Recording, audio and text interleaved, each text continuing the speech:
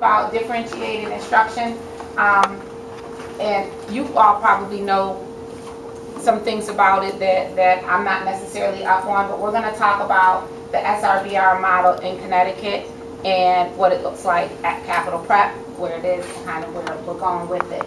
So anybody in education now, you've heard the term differentiation. We have to differentiate. What's your SRBI model? Come in. What's your SRBI model? What are you doing for tier 2? What are you, and all that kind of language, and it is educational jargon.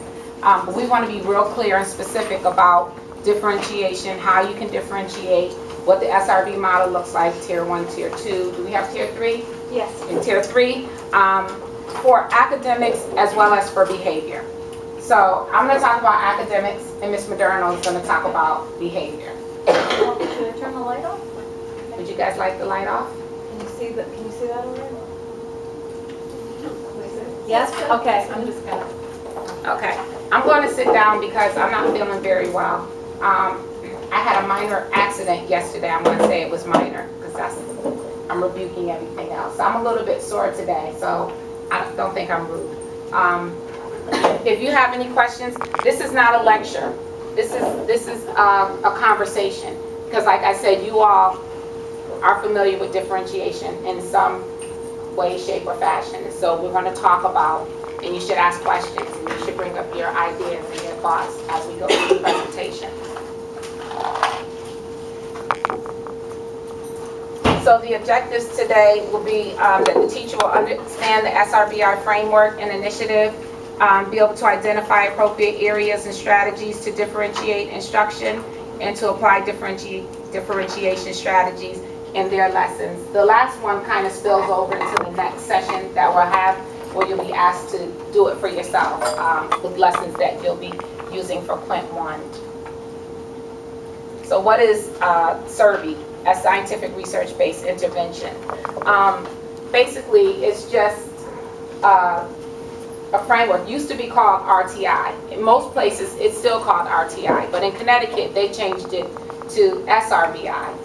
And it's just response to intervention. It's a model used to help identify kids' weaknesses and to put strategies in place so that 100% of our kids are produced and have access to the education that we're offering. That says something similar to what I just told you, but I'm not going to read to you. So it looks like this. The universal, it starts with tier 1, where 80 to 85% of the children should be able to access the learning in the regular education classroom. It's what you do every single day. So it's your normal lesson plan, where you have your objective, you have different strategies that you're teaching so that kids can develop the skills that are being presented. The strategies may look a little different for certain kids, but basically it's what you do in your classroom every day. That's called tier 1. Everyone has access to it. Whether you're special ed or not, everyone has access to tier 1. And it's just what we do every day. 80 to 85% of our kids will be able to successfully access the education with good tier 1 strategies. Tier 2 is targeted.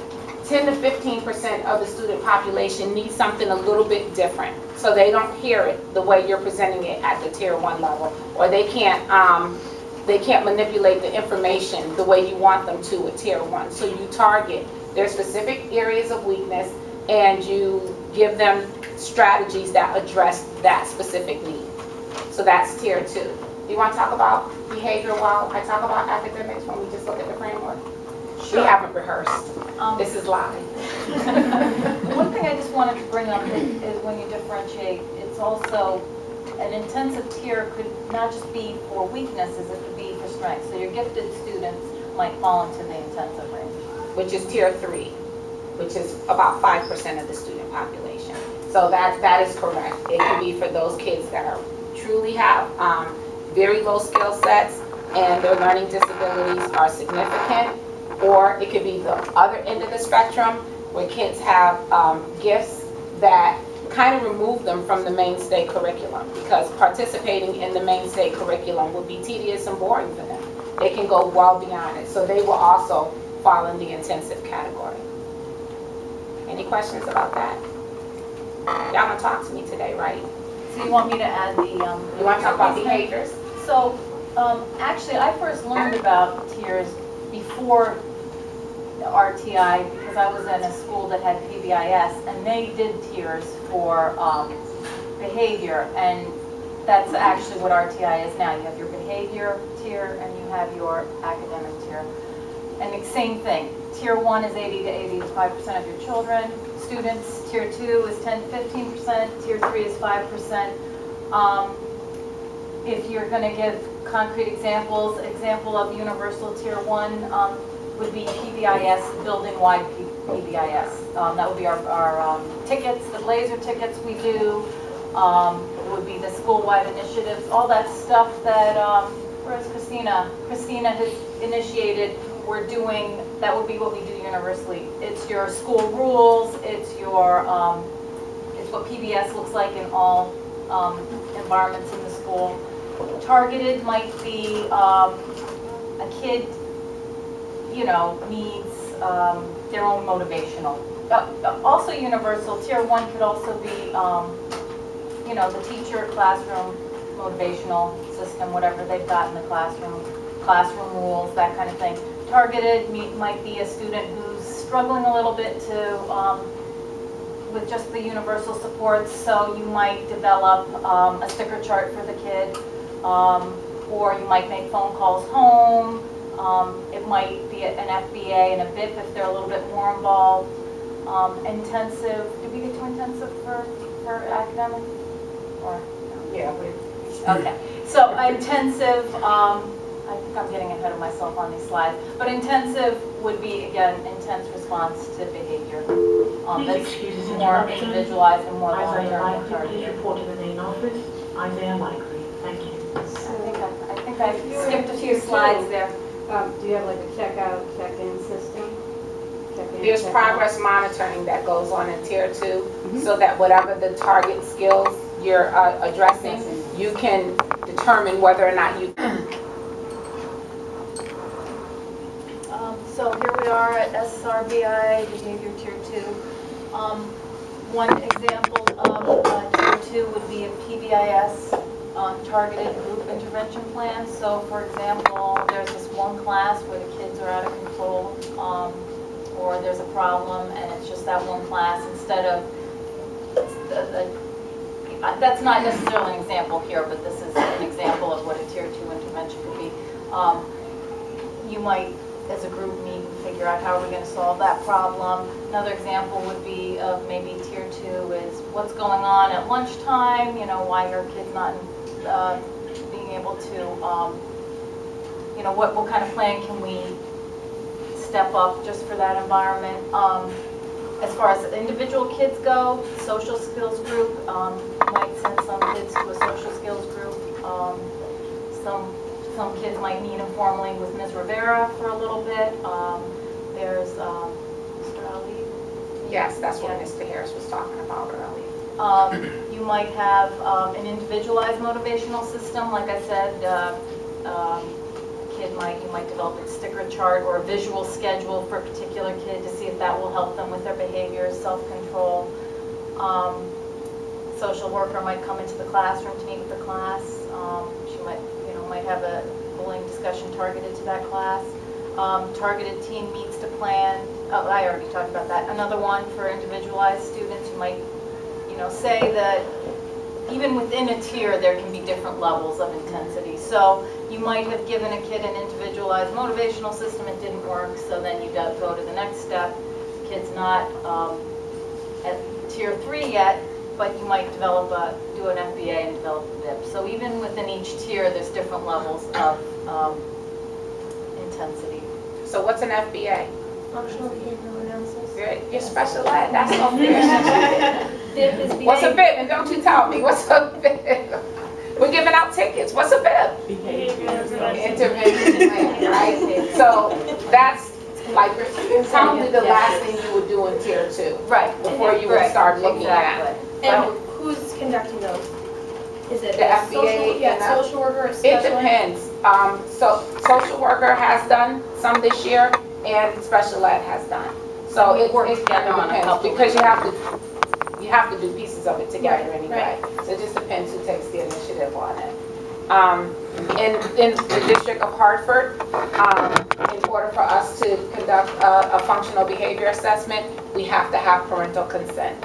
I know it's not like that in every district, but here we have to have parental consent. So it's like calling that initial PPT, and they have to sign off and say that we can.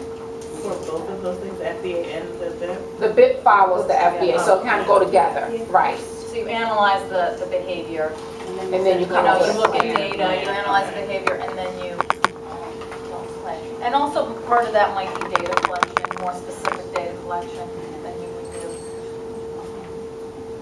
So a targeted intervention can be on the group level, depending on where you are in the school, or it can be on the individual level. And here at Capital Prep, we've tended to traditionally work on them. And how many of you know what a token economy is? So that's just what Ms. Moderna has been. Can I call everybody by their first name tonight? Good, because I got to move back. You can call me Elizabeth.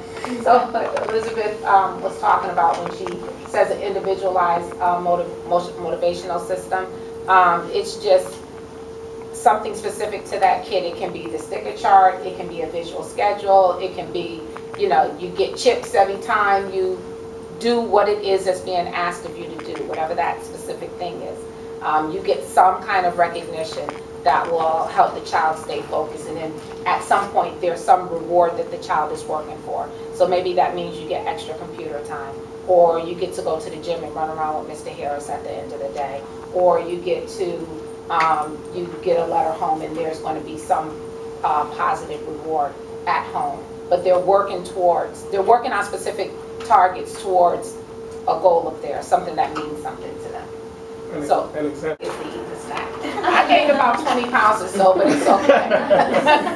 And can I just say two more things about Tier 2? Usually by the time you get to Tier 2, you will have had some kind of meeting. An SAT meeting is what we call it here, which stands for Student Assistance Team. Student Assistance Team. I just lost my thought. The other thing about that, usually when an intervention is Tier 2, it's not always that different from a Tier 3 intervention. What often differentiates it is not just intensity. What I'm saying is it's not always intensity that differentiates it from Tier 3. Sometimes it's time. So when you're doing a Tier 2 intervention, there's really a specified time. You decide, okay, it's going to be 6 weeks, 8 weeks, 12 weeks, whatever, but you specify the length of time. And if there's been no success in a specified amount of time, you reconvene as a team and decide, do we want to go to Tier 3? Do we want to try something else within this Tier 2? That's a key feature, is the time. I think you can hit it from right there. Oh, yeah. Okay. So here we are, SRBI behavior Tier 3.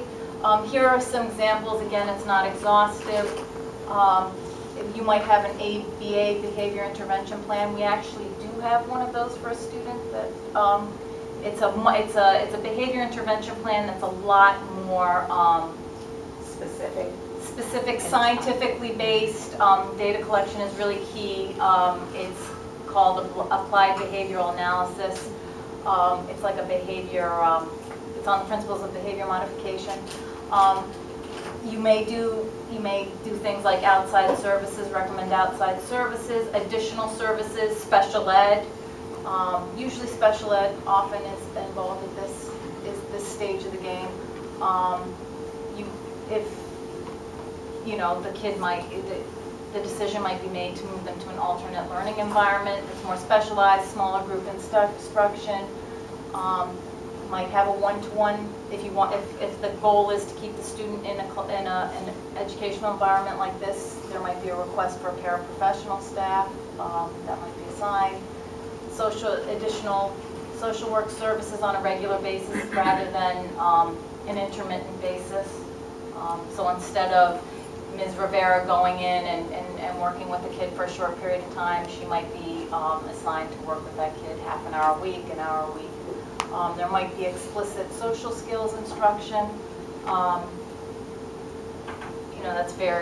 That goes along with ABA, where you're actually teaching kids a breakdown of social skills. If your kids, if they don't